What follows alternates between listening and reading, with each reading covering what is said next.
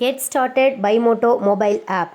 நீங்கள் வீட்டுக்கு தேவையான கிராசரி ஐட்டம் 10 to 50% வரைக்கும் ஆஃபரில் அதர் வெப்சைட்டை கம்பேர் பண்ணும்போது பைமோட்டோ ஆப்பில் பெஸ்ட் ப்ராடக்ட் அண்ட் பெஸ்ட் ப்ரைஸில் வாங்கிக்கலாம். நீங்கள் வீட்டுக்கு தேவையான எந்த பொருளாக இருந்தாலும் பைமோட்டோ ஆப்பில் பர்ச்சேஸ் பண்ணுங்கள். வயது 50 கடந்த பிறகாவது அமைதியாக வாழ வேண்டும் என நினைத்தால் உன்னை வாழ்த்த மனம் இல்லாதவர்கள் இருப்பார்கள். அவர்களை பற்றி கவலைப்படாதே. நீ எதை செய்தாலும் அதில் ஒரு குறையை கண்டுபிடிக்கக்கூடிய மனிதர்களும் இருந்து கொண்டுதான் இருப்பார்கள். அதையும் பெரிது பண்ணாதே. உன் லட்சியம் எதுவோ அதை நோக்கி பயணம் போ. ஒன்றை மட்டும் தெரிந்து கொள். ஒவ்வொரு மனிதனும் தனித்தனி ஜென்மங்கள், தனித்தனி பிறவிகள், தனித்தனி ஆன்மாக்கள். அவர்களுக்கென்று தனித்தனி ஆசாபாசங்கள் இருக்கும், குணங்களும் இருக்கும். அதன் வழியில்தான் அவர்களின் பயணமும் இருக்கும். அவர்களை ஒழுங்குபடுத்துகிறேன் என்று வேதனைகளை சுமந்து கொள்ளாதே. அவர்கள் போகும் வரை போகட்டும். போய் ஒரு அனுபவத்தை பெற்ற பின் திரும்பி வருவார்கள். அதுவரை நீ பொறுமையாக இருக்க வேண்டும். அவர்கள் போன பாதை நல்லதா கெட்டதா என்பதை இவர்களாக உணர்ந்தால்தான் அவர்களுக்கு ஒரு உண்மை தெரியும். அந்த உண்மையை நீ முன்கூட்டியே சொன்னால் உன்னை அவர்களுக்கு பிடிக்காது. இதுதான் வாழ்க்கையின் தத்துவ உண்மை. அவர்களது பூர்வ புண்ணியத்தின் அடிப்படையில்தான் அவர்களின் குணங்களும் செயல்களும் இருக்கும்.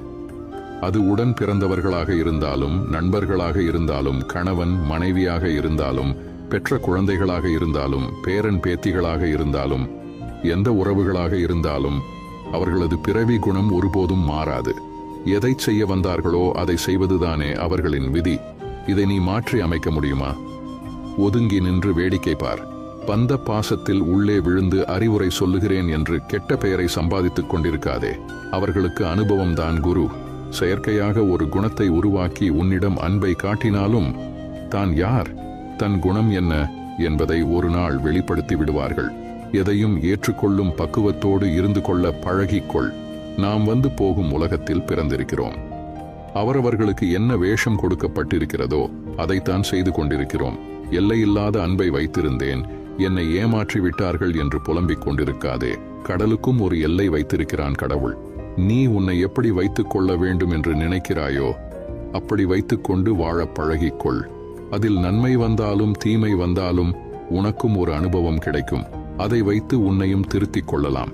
இன்பமானாலும் துன்பமானாலும் அதை நீயே சந்திக்க கற்றுக்கொள். அதை பகிர்ந்து கொள்வதற்கு ஒரு துணையை தேடாதே. நீ பெண்ணாக இருந்தாலும் ஆணாக இருந்தாலும் வரும் துன்பத்தை எதிர்கொள்ளக்கூடிய ஆற்றலை உருவாக்கிக்கொள். மனிதன் மீது வைக்கும் நம்பிக்கையை விட இறைவன் மீது வைக்கும் நம்பிக்கையை அதிகரித்துக்கொள். உன் கண்ணீரும் உன் கவலையும் உன்னை பலவீனமாக காட்டிவிடும். அழுவதாலும் சோர்ந்து போவதாலும் ஒன்றும் நடக்கப் போவதில்லை. எப்படி இருந்தாலும் நீதான் அந்த சுமையை சுமந்து ஆக வேண்டும். அழுது சுமப்பதை காட்டிலும் ஏற்று சுமப்பது உனக்கு சிரமம் இல்லாமல் இருக்கும். தைரியமும் தன்னம்பிக்கையும் தான் ஒரு மனிதனை உலகத்தில் வாழ வைக்கும் என்ற உண்மையை உணர்ந்து கொள்.